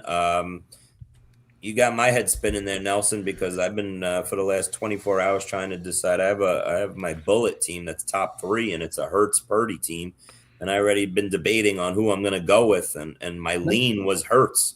I went Purdy in week 1 I'll on a send win. it to you guys. Yeah, send it over. Yeah. But I was liking that matchup, Hurts versus Washington, for a chance of a higher scoring game. So I don't know what the deal is there, but that's pretty crazy. Nelson, just to carry on what you were saying, I don't want to make this about me, but just to show you how crazy, and I want to touch on this real quick too, off topic, about what your guys' thoughts process is. I've been saying this for so long, but the teams in the fantasy shootout, if you think it's fair, if it's the high stakes contest, when the playoffs come, to take just your average into the shootout, where week 1, as soon as the games start, a team that is 200th overall can pass you in a half of a quarter. I don't know if anybody has any ideas off the top of their head of what I always thought, maybe doubling your score average and take that into the fantasy playoffs to give a wider gap to reward the teams that were dominant all year long, and not like a third place team that slipped in and is like 250th overall. I'm just saying this for one reason. Nelson just named all those players. My team that was first overall in the prime time for the last 2 months went into the first week of the fantasy playoffs. It's a Jonathan Taylor, Christian McCaffrey, Devonta Smith, Christian Watson, George Pickens, Tyler Warren team. Okay. That team first overall for the last 2 months scored 92 points in the first week of the playoffs. A team that every week I was 175 and above, it seemed like. I had 3 weeks where I went over 210. This team had by far the worst week and is now 268th place out of 270 just because of one bad week. Well, Chris, I agree with Steve said. I was going to say that exact. I think if you win the overall season of 14 weeks, that should be like a $15,000 prize. Exactly. Because I had the same thing happen 2 years ago when I won the regular season title for the OC. And then the first week of the playoffs, I did great. The second week of the playoffs, I totally sucked, and I was done. I finished in like 35th place or something like that. And I'm not just saying it because it's it happened to me. No, I've been saying this for 15. I've been saying this for 15 years, honestly, guys, year after year, that the high stakes, the FFPC, the NFFC, all the high stakes markets, they have to reward. It's a much bigger accomplishment to lead an overall for 14 weeks of the regular season. I agree. Dominant team. There needs to be a bigger prize. I know me and Edelman had this conversation the other day. Edelman won the online championship this year. He's like, "What? Can you believe we only get $17.50 for this?" He's led the online championship for 2 months. I've led the prime time for 2 months. We're dead now. In 1 week, we died. We're done. Goodbye. See you later. I may set the lineup and I'm done. Same thing with him. There should be a nice $10,000 prize, 15 something like that. I honestly think it should be owners more. of these. I think it should be a companies really to take a look at, no doubt about it. If you're giving out a $250,000 first place prize overall, I mean, I would think you get at least 10% of that for winning the season. Yeah, you know what I'm saying? Or you're giving out $1 million, you win. I mean, in the FFPC, you win the. You have the best record of. What do you get in the FFPC regular season overall winner? Anybody know? Oh, the regular season overall? The regular season. Hang on. Yeah. I'll get that for you. And while Dan's looking that up, it becomes more apparent. Like, that should be rewarded more because you get these teams into the 3-week sprint playoff. And I'm not saying I always hate the discussion of luck versus skill, skill versus luck, whatever. But there's more luck involved in the 3-week sprint. I won't do it. To who? There's more luck involved in the 3-week sprint. It's just getting the right combination to have a big day in week 15 and 16 and then get it going. But just my 2 cents on all that. It's $5,000 for the for the main event. Which has $1 million top prize, 200,000. But they also have like 4,200 people in there versus 1,000. So but that should be more money too. Yeah. That should be more money as well. Like that should be, I mean, it should be a minimum of 5,000 for all these big national contests, both FFPC and FFC. That's just my opinion. I'll double you. I think it should be 10K. I think it should be 10% of the purse is what I think it should be. If you went the season and won that, like Chris said, that is an accomplishment. That needs to be 10% of the top prize for the sprint, or 10% of the overall take. 10% of the either or. If it's 250,000, you get 25,000. Okay, of the top prize then. I would think that's fair. Okay. I agree with that. That's the way I see it. But it's something that I'll talk about with Greg and Tom in the off season, and but that's something that I always thought was off. It's something to lead a national contest for 14 weeks. It shows that you were the best team points wise. If you can lead it, for the online championship, there's 4,832 teams in the NFFC. You finish first in the regular season, you shouldn't, you most likely 99% chance you're not going to win the overall in the playoffs, the 250,000, right? So I don't think anybody's ever been the 1 seed going into the playoffs stood on, kept their 1 seed and won the overall. It's always what was the 14-team league again? What was that overall? The 14 team. What's the 14 team? Classic. The Classic. Yeah. Me and Andy finished first overall. We got less than whatever that. Obviously, it's smaller, but we wanted to finish second overall in the sprint because what's his name had Michael Thomas and Drew Brees. So what are you gonna do? You remember? I remember. I'll never forget that. Our guy Steve G. I agree, Steve. Put $50 aside from each league, boost up the overall. But that was just something that was on my mind again this year. Just happened to be I was in first, and I could have benefited from it. But it was on my mind 2 years ago. Yeah, there you go. No, but like you said, it really is an accomplishment that you do that over 14 weeks. Mm-hmm.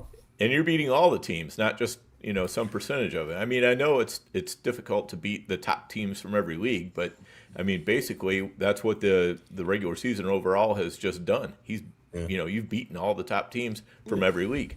No, I mean you're beating 1,000 teams and you're beating 4,200 and like 50 teams. Yeah. So, I mean, those are two big accomplishments. I mean, that should get a much higher recognition. Yeah.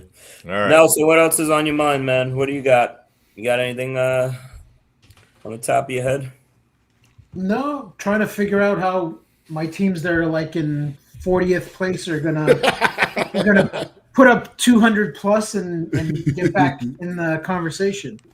Yeah. I hear you. I wanted to touch on the Bears offense and how DeAndre Swift is really emerging. I didn't have high hopes for him either this past week versus the Browns. And he popped off a 100-yard game and 2 touchdowns again. And Swift's having a really good year. And Monungai, he's holding off Monungai. Or Dan says Monangi, and I'll actually say something nice about Caleb. I think he's a much better passer when he's on the run. Yes. When he moves around, he seems like he can make these great throws than when he's like, I don't know. He seems just much better when they roll him out. I was running scared from this Bears offense this past week. I thought the game was going to look like a 13-10 game. I sat all my Caleb shares, and I didn't even think twice about it in a couple. I have him in the New York Super. He wasn't even in the conversation with Lawrence and Dart. But now we look up. Rome Odunze's out. He's not going to wind up playing, I doubt, after re-injuring the foot. Luther Burden leaves the game early. And if he doesn't go, are we back on the sit Caleb easily and not even think about it, train. Now they're playing the Packers in a huge game Saturday night, and the Packers defense just lost Parsons. So I could see a potential for a little bit back and forth, but this game is a cluster F. You know, you might not have Christian Watson on one side. You might not have Adunze and Luther Burden on the other side. All of a sudden, DeAndre Swift looks like an absolute lock top 10 running back play in this game with a Parsons-less Packers defense. You know, I don't have any DeAndre Swift shares, and I'm sure you guys do. You guys have to be giddy playing Swift this upcoming week. Yeah, I mean, I'm shocked how good he looks. He looked. I mean, this year he's looked in that game against the Eagles. He looked fantastic. He looks like a couple of years ago when he was on the Lions, and he looked really good. That's how he's looked in spurts this year. So I mean, I got to tip a cap to him because he's been like that good when with his opportunities, and But I don't know. I just got a feeling that the Packers are going to smack him, but I don't know. Really? Yeah. Okay. To your point though, Chris. I mean, I'm not like excited to start Caleb Williams or anything like that, but I do have some faith in Ben Johnson that he can take. He can take DJ Moore, he can take Loveland, he can take Cole Kmet, he can take Zacchaeus, and he can throw something together that's going to work along with the running backs in the passing game and all that. So, it's like I say, I'm not like chomping at the bit to start Caleb, but if I had to start him, I wouldn't be just shaking in my shoes either. Well, I mean, look, you mentioned two names there that I think get significant upgrades in this game, right? You're talking DJ Moore all of a sudden rises from the ashes. and Colston Loveland, we've been, it's been a bumpy ride here. But if Burden and Odunze are both out, I'm putting Colston Loveland in on all I hope Burden's my playing. lineups. So I hope Watson's playing just too. Wait and see. It's Tuesday night. Yeah, I'm sure Burden will wind up playing. Yeah, I'm sure they'll both cut it out, but something to see, something to wait around for. Know. Maybe we get the Jaden Reed prophecy game. Jaden Reed, yeah. Let's hope so. All right, do we want to get any kicker talk in? I mean, we haven't done any kicker talk yet. I mean, read my mind, Dan. I mean, how much can we talk about Jason Myers in this episode? All right.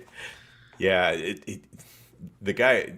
Go ahead, give that stat, Chris, that you sent in the chat yesterday. I said it last week, and you guys jumped on me and told me, and then people in the chat were telling me I was crazy and whatever. But and then I guess you guys told me the other night it's for half-point PPR scoring, but Jason Myers would be what, wide receiver 7? Yeah, he'd be wide receiver 18. On the I think season, I figured out. Right? He's wide receiver 18. 4 points away from 200 on the season. It's crazy. Oh, so he's got 195. It really is like Orby's got 171. Every year we see a kicker go off in the fantasy playoffs, carry teams. He's going to be on every winning roster, in my opinion. 6 field goals. What did he in NFFC scoring, Nelson? You have him, 25 fantasy points? It was 25 and change, yeah. I mean, think about it. It's crazy. Then you have guys like Boswell, Fairbairn, 18.8. Fairbairn was another one, honestly. I was thinking of you on Sunday as Fairbairn was knocking field goals down left and right. But these guys are major. How do you overcome that? How do you, as a fantasy team, overcome? You're looking at all these rosters, and the margin's so small because everybody, I said it earlier in the show, everybody's got the different little combinations of all these guys. Who's got McBride? Who's got Pitts with, all these receivers, whatever. But look at the bottom of the roster. Who's got Myers? Who's got Fairbairn compared to who's got the kickers that gave 1 or 2 points? It's an extra 20 fantasy points. It's the difference between the 180 guys and the 205 guys. You saw that so many times in fantasy teams this past week, week 15, and their success. Who had the Eagles defense with Myers? Who had the Eagles defense with Fairbairn? Who had the Bears defense? 19 fantasy points. there was 4 or 5 defenses that gave. How about the Ravens defense? The They had Ravens, 25. Matt, you want to hear something sick? Matt, in a Vegas Super Auction 14 playoff, I had $1 left last Saturday night, and I'm looking at my roster. I said, all right, I'm good everywhere, but I only have one defense, and it's the Ravens. And I looked up, and I'm like, oh, my God, they got to play the Bengals next week, and they got to play the Patriots. I was like, I don't want any part of this Ravens defense, so I got to add a defense. And there was nothing really available. I added the Giants defense because I thought it was a sneaky, decent start at home versus Washington, and then the Vikings in the second week of the playoffs. So I pick them up. I get them for $1. I start them for 6 points, and the Ravens defense on my bench that I benched was the number 1 defense of the week with 25 fantasy points out of nowhere. It was crazy, but nobody could have really started the Ravens. I only started because I had no other defense. So That's how most people did it. Yeah, that's basically. I can tell you 2 defenses that didn't do well. Tampa Bay, Rams, Tampa Bay, Tampa Bay. Dan, you were looking like a genius after Thursday night. I know, right? We were sending him the congratulatory text. Man, you got us out of that Tampa D. Good job. Oh man. I honestly thought into the fire. I honestly thought Tampa was gonna really just own that game, and I was worried about Dallas. I mean, I thought maybe Dallas would win, but I thought that would be a tough game. The funny thing I about was the Dallas' exact opposite of defense. Matt. The funny thing about Dallas's defense was the first play of the game, they got the interception. Right? Yeah, I was like, "Oh, baby, this one's gonna be gold." They never got another point. Yeah. They finished with the same 2 points from the first play of the game. Oh man! Didn't the Rams score negative? Yeah, they did. Negative. In FFPC. In FFPC, you get negative. I was gonna say they gave 1 point. I saw it in NFFC. Yeah, FFPC could be dangerous. You could lose points and you get that negative. That's pretty scary. Yeah, that's pretty scary. But anyway, that's the story. Like, you get a right combination this past week of kicker and defense, 35 fantasy points. But you have a bad combination, like we had 5. McPherson and Dallas's defense. That's a 2 points. We're done. You can't catch up to the other teams. And we had Trey McBride. We had good players, but you can't overcome when you get a kicker and defense outscoring your defense and kicker by 30-something points.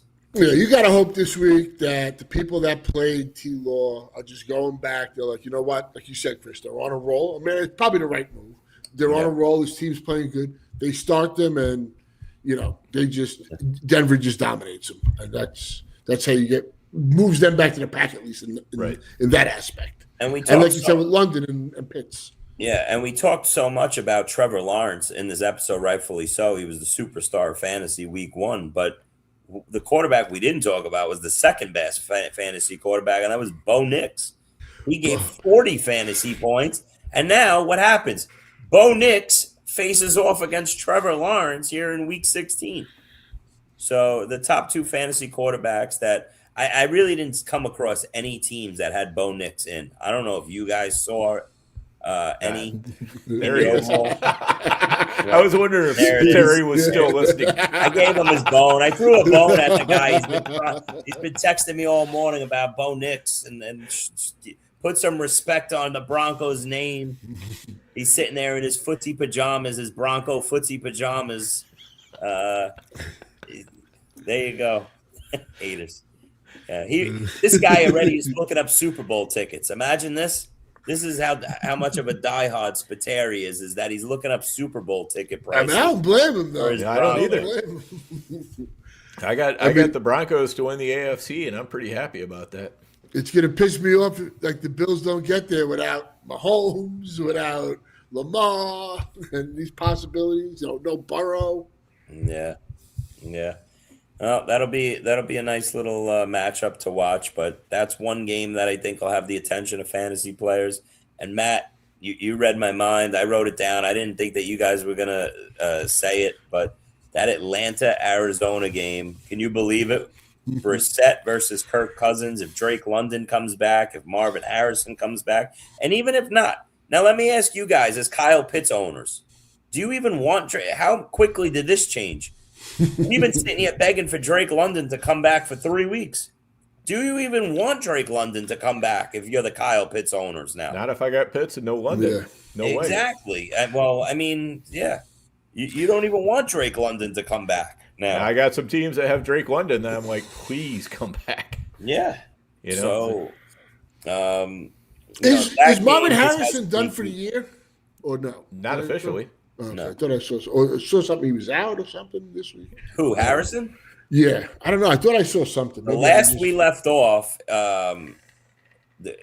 Arizona was saying that they were looking forward to getting him back this upcoming week, and that his injury was a 2-week injury, and they were off. So, Michael Wilson owners like myself do not want him back. it's. But I mean, a lot of things are going to. I mean, like I said, it's going to be rough. But I would just look for the hope that, especially like in the NFFC, you've seen the last 2 years that the final week, the teams in 42nd place have won it. So that, yeah, exactly 42nd can't be 40th. We'll move it up. I'm asking move it up for a couple spots. no, so there you friend. go. You got a little advantage, so maybe you can do that. So let me go around real quick. What are you guys doing if you're the Jaylen Warren owner going into week 16? Is this Kenny Gainwell's backfield now officially, you think? Or was Jaylen Warren just sick and that meant more Gainwell last night? Gainwell looks really good to me, guys. He does. So I don't think know. he looks good to everybody. Yeah, I don't know if they're slowly just turning this backfield over to him. But if you're the Jaylen Warren owner, are you just looking and hoping you have better options, or are you just saying he was sick? He should get the ball enough times this upcoming week? Because I want in on that Steelers-Lions game as much as possible. It's what we talked about last week. Gainwell, I think Gainwell became a topic, and my opinion was they're going to play the hot hand. And if Gainwell looks good, they're going to use him. And Rodgers likes throwing out of the backfield to him. And the kid, he catches the freaking ball. He's smooth and he's electric. So, like, yeah, I mean. Rodgers was praising him. He was saying, I can't believe they got this guy for nothing, how awesome he is. Look, I probably don't have better options than Warren at this point. You know, when I'm looking at my running backs and stuff. So, I mean, if I had a better option, yeah, I'm going to look elsewhere. But, you know, it is going to be a high school. Like, you know, like, let me throw this one at you. Michael Carter this upcoming week or Jaylen Warren? Carter. Dan says Carter. I think Carter is, you know, I think he's kind of a sneaky play a little bit. Assuming that we see the same kind of split between him and DeMarcado. I mean, DeMarcado got almost nothing last week, and now Bam Knight's out of the way. I mean, you know, if you're the Arizona Cardinals running back, you got to feel like the Spinal Tap drummer. I mean, you don't know when it's going to happen, but you know that you're going to spontaneously combust on the football field. It's just what's going to happen. Yeah, but I'm playing Carter until then. Huh? It's a tough one. Anybody got anything else on that? Probably Carter. I mean, it's his backfield, probably. Yeah. I do have some Carter. that is one guy. But besides that Atlanta, there's some nice games. Besides the Atlanta-Arizona game that I think has a possible 38-35 type. Sunday Night Football. Who's Patriots-Ravens? Patriots-Ravens, yep. Cincinnati, Miami. I think San Francisco, Indy can even get a little high scoring. Yeah. Let me ask a question, though. Like, Riley Leonard didn't get any shot to start that game. He seemed like they said he was healthy. I think they would have had a better – I think they would have had a better shot with him. Well, I mean, you know, they watch him practice, so I think there was a reason why they brought in Rivers. You know, and I know Rivers didn't look great this past week, but I mean, that's a pretty tough ask going into the Seattle defense with barely a week of practice.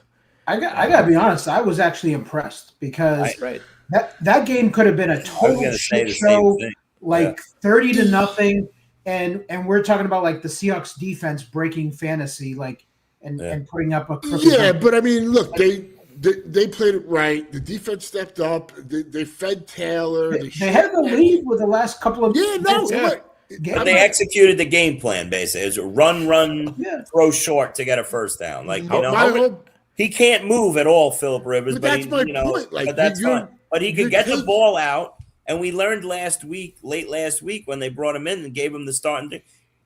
That's his offense. He's been talking to Steichen all year long. His high school runs the same exact offense. So when he showed up, he knew all the terminology. He's a veteran. He knows what to look. More importantly, more than Riley Leonard, he knows how to read defenses. Yes, that's true. Yeah, I just think they're gonna need somebody that's gonna be able to get the ball down the field too. I mean, look, that could work for you, killing the clock. I don't think that defense can play up to that level consistently. I know this is bad for Matt because obviously he's an Alec Pierce. Oh yeah, he's done. He's dead. He's dead. He was done last. It was a great run. It was a great run, and he was one of the best picks. He's going to be a nice free agent. No doubt about that. But I mean, how disappointed does Phillip Rivers have to be? You know, he comes back and it's like, and his defense loses the game for him again in the last minute of the game. You know, he's got to feel like that's one bad movie he's seen over and over and over again. Talking about the quarterbacks, I mean, Sam Darnold really hasn't looked too good the last few weeks. No, he's trash. It's like last year, like I mean, not as bad to that extent, but this Sam Darnold can't run. Nobody's respecting Darnold, so you know they're collapsing down on the run game, and they're going, go ahead and beat us, Darnold. Yeah. Yep. That's probably one of the biggest shocks. Is not even that Kenneth Walker, you know, and he looked promising after week 2 and 3, where he had like 18 and change and another 18. But even Charbonnet, like not one of these two guys could take this backfield on a team like this that wants to run it. You got JSN, who's having a historic season. They've had their moments, each one very, not a lot of moments, each one, but we said it early in the season because the year started off, it was like 50-50. The only way that they were going to be successful is if the other one went down. That was it. It's you're not getting much from either or. It's a true chance. But like as a head coach or an offense, at some point, I think you say, let's ride one of these guys, whether it's Charbonnet or Walker. Let's just go with one of these guys, see if they get hot. I mean, that's how you're going to win in the playoffs, especially with Sam Darnold. You're going to need one of these running backs to get hot. Yep. All right. What else we got, boys? Anything else on your minds? That's about it, but I'm excited. Hopefully, as the TV show says, big bucks, no whammies, no whammies. I'll be fascinated to see if the teams up at the top that put up, 250s, if they can put it together another high score, or all those players that put up those big scores come back to the pack. That's like the biggest thing, because like I said, this to me was like a historic week because I've never seen that type of scoring like ever. Not in week 2 or week 3 of any season. It was just monster after monster score. So it'll be interesting to see like what ends up happening like this week if we have like one of those duds where even though it's like good matchups, guys come up small, that kind of stuff. I'll say this: I think the McBride owners and the Amon-Ra owners are feeling real good, not just because their players drop huge numbers, but because of the matchups they're going into in week 2. Okay, now you look on the flip side, the Trevor Lawrence and Travis Etienne owners, they have to be a little concerned going in this Denver game. I forgot if we touched on it. Is everybody sticking with Trevor Lawrence? Nelson, you have Trevor Lawrence, obviously Chad and that first place overall team. You sticking with Trevor Lawrence on your teams going into Denver, or are you looking to go to a different plan? If you have him, are you sticking with him? I haven't set the lineup yet with him, but I'm thinking there's a possibility of going Jackson Dart on that team. Okay. See, now I'm worried about Jackson Dart in this game versus Minnesota just because they give different coverages. They give Dak even talked about it. The defensive coordinator, I'm forgetting his name real quick. Flores. Brian Flores. He just F's with quarterbacks, and not only that, you can run all over quarterback, and sometimes even veteran quarterbacks struggle. But a young quarterback like a Jackson Dart, he could play mind games with all game long. That's what has me leaning possibly a different way. That's just something that's been in my head. On top of, you don't know what the weather is going to be like outside here in New York this Sunday. That could play a role as well. But all these factors, I've already thought about that myself, Nelson, with my Jackson Dart shares. But I am worried that Flores and that Minnesota defense confuses him into some turnovers. I think Tracy's the hell of a play for the Giants because they could run all over Minnesota. Like you said. To answer your question, Chris, is I am a believer in if the guy's on a heater. Jacoby Brissett is a great example, right? The dude's just on a heater, and even against the Texans, he got it done. Yeah. So with Trevor Lawrence, I still believe like he's not a good real life quarterback, but like he's proving me wrong right now. They're winning, right? But I still think he's not that good. But like for fantasy wise, he's really getting it done. So it's one of those situations. Yeah, it's Denver, blah blah blah. But like Denver's defense is not as intimidating as maybe we're making them out to be. Like on paper, they're intimidating, but not really. So let's stick on that real quick because that led me to this point. And Nelson, you hit it on the head. First off, Denver lost their starting safety this past week. Now, it's a hit. It's a hit in the secondary, right? But Jordan Love in this Packers offense was doing, they were having success against us. I know we get scared off of Surtain, and they have good corners. But I don't know if this is a matchup that Denver can dominate. Denver can line up if you have a team that has an elite one and stick a Surtain on that elite one on the outside, and then the whole offense changes. Well, Jacksonville really doesn't have that, right? They can have all these combinations, right? If you want to take out Brian Thomas on the outside, that's fine. Let Jacoby Myers, Strange, and Parker Washington make their money all day long in the middle of the field, right? So I think Jacksonville's offense could actually have success in Denver against this defense that we see. They're not elite 86 Bears, 85 Bears type defense here that a lot of people make them out to be. And add to the fact that Lawrence is on a heater right now. So for me, I think I'm sticking with the hot quarterback. I want to ride the hot hand, the Brissett. Here's this, though. Here's this. I totally agree. I don't fault anybody for sticking with the hot hand. But let's just look at these last few games. At Arizona, at Tennessee, first Indianapolis where Danny Dimes went out early, and then versus the Jets. Yeah.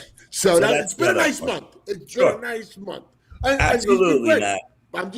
I'm just throwing that out there. And that was going to be my last part of what I was just saying was, are we getting fooled into thinking that Trevor Lawrence is on an absolute heater just because of what we just saw versus a shit Jets defense?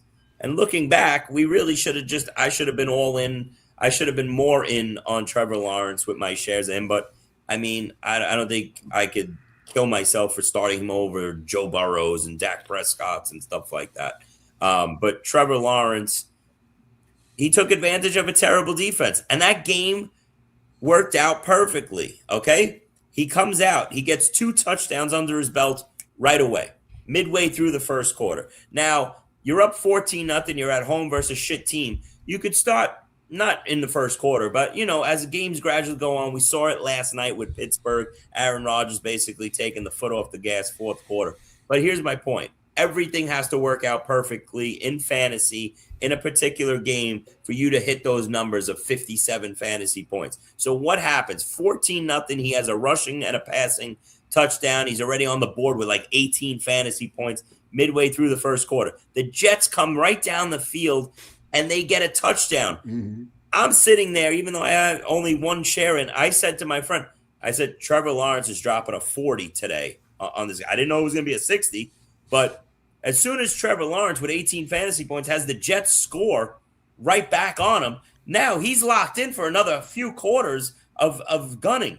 And then on top of it, you got the coaching staff that's like, that's it. We're putting some coaches take their foot off the gas a little bit. They didn't. They were throwing late in the fourth quarter. So everything worked out perfectly, but good for them. Maybe you get a game like that. Hopefully Denver goes up 14-0 early in the game. I would start Lawrence over like Jackson Dart just for that. I mean, I think you got to ride him. I mean, maybe I'm wrong. I'm not a Lawrence guy, but again, it's the rookie. Like, I think the Giants are going to run all over the Vikings. Everybody does. Everybody's done it all year. Like, if you got Tracy, that's a dream matchup. Like, it's set up for you. What are you guys doing if Joe Burrow is on your roster with Trevor Lawrence? I think I got it. How do you go back to Joe Burrow after now? I think I go back to Joe Burrow because Joe Burrow doesn't want to. He's a pro, and you got shut out. You got shut out. I think the answer to your question might be is T. Higgins playing or not, and it looks like not, and that makes me a little bit more nervous about going. The thing was, they did move the ball. They ran 71 plays versus 40. I think it was. Like, it was crazy. That interception when he was on the 5-yard line, he threw it right to the linebacker on the Ravens. Like, it legit looked like he was aiming for him. Like, here, take it. Like, it was wild. And then, late in last week, all this stuff came into play with his mental health, so you don't know what's going on with this guy right now. So I'm just going to bet on this guy being an apex predator. And, like, you know what? He's not sitting out. He's playing, it's just pride. When you're that good, when you're one of the best in the world, I think it's pride. You got shut out. You're playing a crap Miami team. I agree with you, Matt. I mean, it all adds up. You got a high-powered offense. If T. Higgins plays, even if he doesn't, I'm still playing. Two shit defenses in Cincy and Miami. At this point of year, you're looking for a game that could go 35-31. But let me be devil's advocate for you for a second, Chris. You were talking earlier in the show about how Kansas City was just going to go into give-up mode. Why is that the case for Kansas City but not the case for the Bengals? I mean, it's basically they're in the same situation. Kansas City just lost their franchise player. Yeah, but the Bengals just lost their chance at the playoffs. I mean, both of them are out of the playoffs. Their chances I don't think you can make that comparison. One team is a perennial playoff power that their aspirations are the Super Bowl every single year. They just got eliminated. They're a veteran team. They just lost their franchise quarterback. They can't be up coming into this week. The Bengals, maybe they're not up, but, So a team like that has no pride? I'm not saying they don't have pride, but they have a high-powered offense coming into Miami. Kansas City doesn't. I just think Burrow missed a ton of time this year, and he just got, getting shut out and stuff. Mm-hmm. I'm going to ride him. All right. Again, what if it was instead of Trevor Lawrence? What if it was Jacoby Brissett or Burrow? Who would you be starting? I'm starting that over Lawrence. Bad Santa. Ooh, that's the perfect name for him. And what is he, like 1-8 as a starter? But he's been great. Like, I don't know if many people would have the balls to do what Nelson just said. When you're setting your lineup, and you're looking at a Burrow Brissett team, and you're gonna go Brissett over Burrow, it's probably the right move. I would do it. I don't know how many people would pull the trigger. I would be strongly considering that. I think Brissett's just been. I'm looking at that game as really like like we were just saying. When a guy's on a heater, and Brissett has been on a heater against good teams and bad. What he was able to do versus the Texans, like putting up those points against that defense. I mean, they were never going to win that game. Right. We don't No, care. but We don't care. But coming in shorthanded like that against the Texans, Yeah, Trump's. who made Mahomes look like a clown, and Josh a couple Allen weeks been ago, shut down. Josh Allen did not look good against them. No, that's what I'm agreeing with you. That's what I'm Yeah, saying. yeah. Like, No, I'm just going in there and doing that. For sure. All right, guys. We got anything else? I think that's it. Can I throw one last one in? I'm sorry. Sure. What are we doing with all the Matt Stafford shares minus Devontae Adams in a hostile place? That's a good one. So Steve G presented this question earlier in the chat. Oh, I missed it. He was being serious. It was Stafford versus Shuck. Stafford. It's not crazy, Steve. It's not crazy. But I don't think it's crazy if you think about it. Like no. Shuck's played well. For fantasy, he's played well. Yeah, especially we just saw the Jets defense give up 100 points, fired the I'm defensive still coordinator. going down. I'm still going down with Stafford. If I'm in a big it's spot. just another example of what Nelson just said. It might look absolutely ridiculous on paper. Brissett over Burrow, Shuck over Stafford. But when Matt Stafford drops a 225 and a 1 touchdown line and Shuck, runs for 65 yards and gets 2 touchdowns at the end of the day and outscores it by 10, 15 points, it's going to be the right move. Mm-hmm. So I'm not saying that it's outrageous or anything, but has Shuck outscored Stafford yet? If they're going to win, if the Rams are going to win this game, Matt Stafford's going to be the reason why. And the way he's playing, I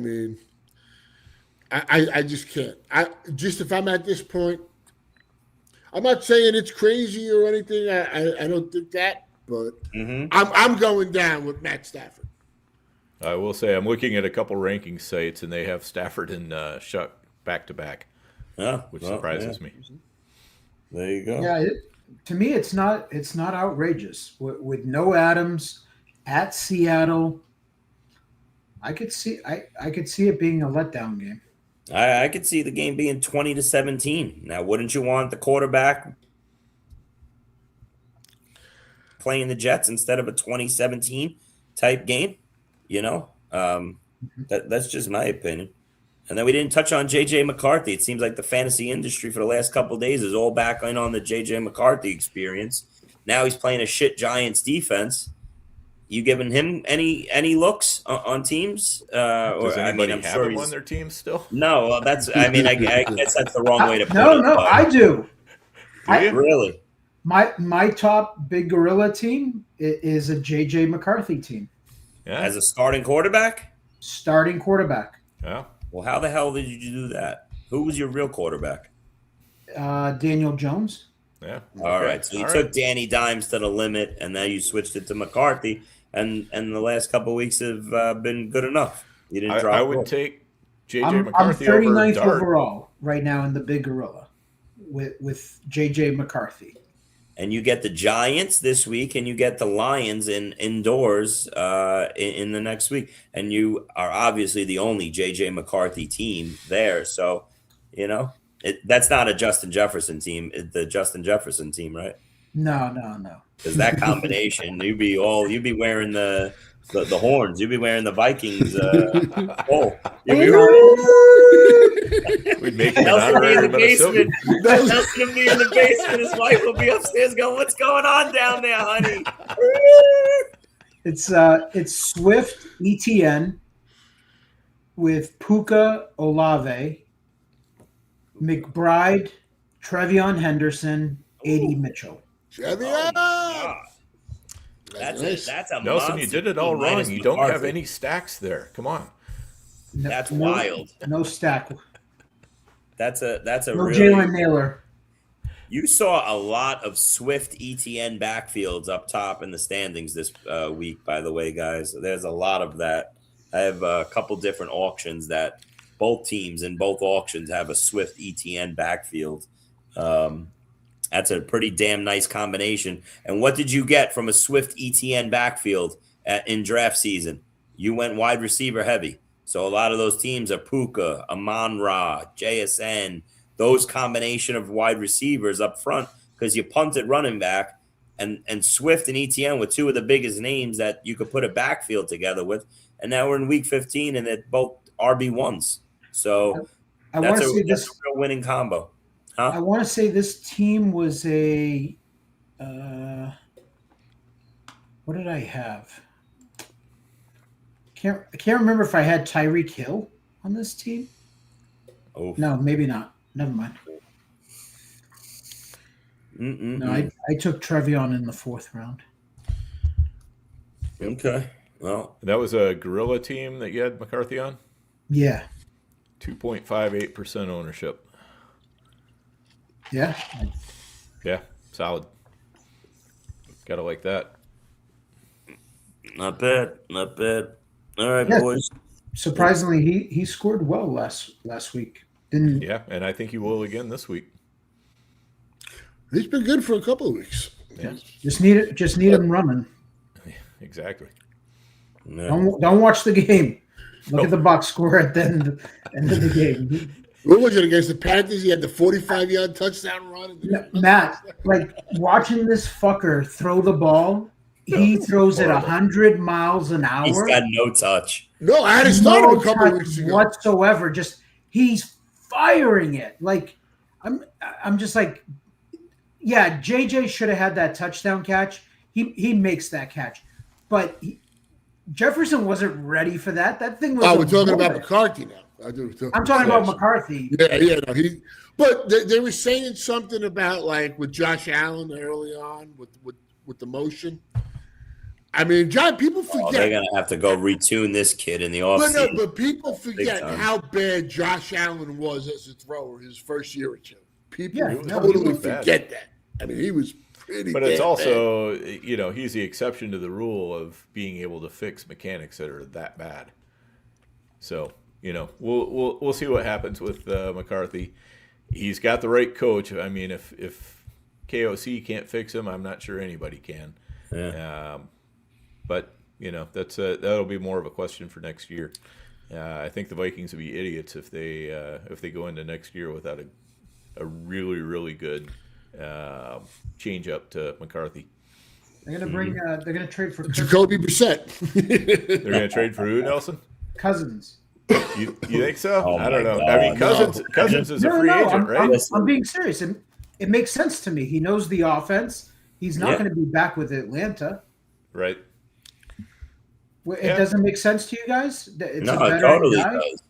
Every NFL team, I'd say this is something I say religion. Every NFL team should have, like clockwork, a veteran NFL quarterback in the room waiting, like to help out the rookie quarterback. And if he struggles and goes down, at least you could bring a veteran in. The Carson Wentz's, the Cousins, all these guys should be employed until they're 40 years old. Every single third quarterback on every roster should be one of these veterans that has 10 plus years in the league. Not only to help these kids out in the classroom, behind the scenes, tell them how to study defenses, all that stuff. But if shit goes down, at least you got a veteran coming off the bench to save some of these teams. They're not going to have to trade for him, though. Cousins is getting released after this year. Has to. Yeah. He's got a 57.5 million cap hit. There's no way Atlanta's going to eat that. Yeah. No, but wait. But what's the situation with Cousins? Because obviously you have the Penix thing over, and Penix is going to miss most of next year, they're saying. So can't they? Cousins is an automatic free agent? Or if they're paying him, they might. No, he's not an automatic free agent, but he's got a huge number. They have no first-round pick neither. The Rams have that. That's wild. That is so They've wild. just listen. If Kirk, this might sound crazy, but if Penix is going to miss most of next year, and Kirk Cousins is already getting paid, and Kirk Cousins stays on fire, he looked real good to me last week. If he does that again for another 3 weeks here, why not just say, "All right, Kirk, sorry what we did to you, but." Carry this team. You got London, you got Pitts, you got Bijan.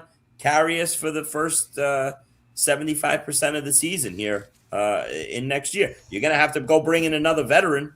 What do you want to go bring in a veteran to learn the offense? A lot cheaper, though. Yeah, I hear you. I'm just saying, if he stays hot the last couple of weeks here, He's already under contract. I don't know. Yeah, It's a long shot, but who knows? Now they got to do Big something. cap I it. mean, They'd have to rework the contract somehow. yeah, but they're in such a horrible spot. Yeah. They got really good players too. And they're in a I bad saw spot. something funny on Twitter that said it's going to be funny when Jacoby Brissett goes to the Raiders next year and has instead it goes from McBride to Bowers. Yeah. Please let somebody good Yeah, go to but- the Raiders, get a good head coach. Here's the thing though for Atlanta. I mean, why couldn't they get Brissett? Why couldn't they get Marcus Mariota? Both of them would be a hell of a lot cheaper than Cousins. One guy we didn't touch base on, I wanted to mention when we were talking injuries, R.J. Harvey. Yeah, hopefully, praying. Yeah. So, like, That was murky. Like, there's really no word out on RJ Harvey, right? Not yet. Since he left Yeah. that game. We're snapping chicken necks and burying him in the yard. Yeah. I didn't hear much of an update. So, yeah. No, We'll that's, see. That's the way it's probably going to go. We'll find out Wednesday whether he practices or not. yeah, that's a My big guess one. is not. Yeah, They don't need to rush him either. They No. don't need to rush him. They could give him a week or two off. Wednesdays, I really don't look too much. It's the Thursday practice because now they give Thursday, everybody Thursday that and Friday Wednesday. are what matter. And even nowadays, yeah, even Thursday is kind of like, it's really Friday. It's wild Yes. how everything's changed. You can't get a real good feel on a player playing or not until Friday. Yep. All right, boys. All right. Well, we've managed to go for a solid 2 hours. So. Look, we're on prime time. You got to give the people what they want. True. All right. So anyway, we appreciate you guys hanging with us this long. Good show today. And as always, we love the feedback. Hit that like button, leave a comment, give us a review, whatever works for the appropriate format on which you're consuming our show. And good luck to everybody in the Empire this week. We'll see you all next week. Hey, I want to thank you for being part of this broadcast. If you have any thoughts on it, leave a comment. If you enjoyed it, make sure you leave a like. And if you want to see more shows on the Player Profiler channel, subscribe to it. That's how we know you want more.